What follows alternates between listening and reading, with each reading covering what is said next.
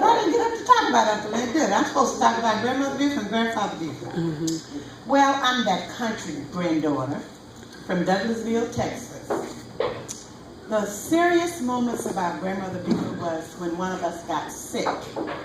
Somehow or another, the news got to her that Daddy and Monday had a sick child, and that was Victoria. And Grandmother would come down with her long sleeves, and she was about business, and Victoria was laying in the bed. And Grandmother Buford would just be praying over her, and Victoria was receiving it seriously. But we didn't know that she was receiving it seriously. So when Grandmother get finished praying, she had very bad cramps. No matter what time she had them, Grandmother Buford would come and pray for her, and they would go away.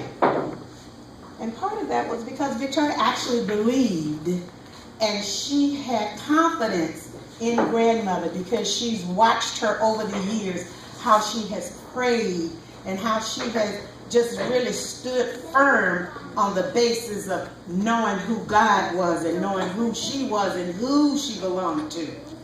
So Grandmother left.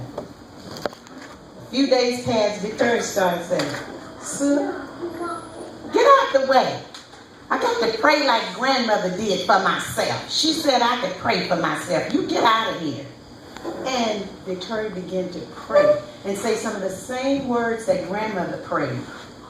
And she said, "I don't feel it anymore. I don't feel it anymore." And when Grandmother came to see her, she told Grandmother, "Grandmother Buford, I got something to tell you. Do you know you prayed for me and that pain went away?"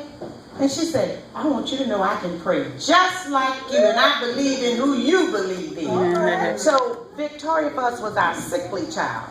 And for her to be able to do that was just really awesome. And I think about that often today, how Grandmother Buford had that impact. She had it on all of us, but more profoundly, I remember this about Victoria because also she had gotten in a truck accident. And that big gravel truck had cracked her skull. And she was, folks say out of her mind, but she was having that hallucinations? Amnesia.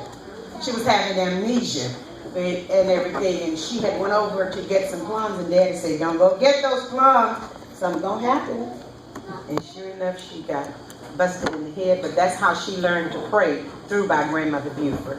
And we, all of us, knew that Grandmother Buford, and we respected her when she came with her Bible. We respected her when she came with them white shoes and that long sleeve. That was just, she just prayed us through. Whenever she came down, she would touch all of us. So I was grateful for that because now, as I'm a grown woman, there are things that I have to do. I have to lay hands. I have to pray over myself. I have to pray over my family and stuff. So that part of Grandmother is instilled within me. Now, Grandfather Buford, he was another man that could grow some watermelons. And we would go down there because nobody grow watermelons like Grandfather Buford. But he cared for them because they was up on a mound. And the little vines would run down. But the watermelon, when they would grow, begin to grow, they would grow like on that slope. And Grandfather Buford always had the best watermelons. And I was a little challenging to Grandfather Buford at one point in time. I come home for a family reunion, and I had on some short pants. Grandfather Buford said, "Girl, you ain't coming to me right.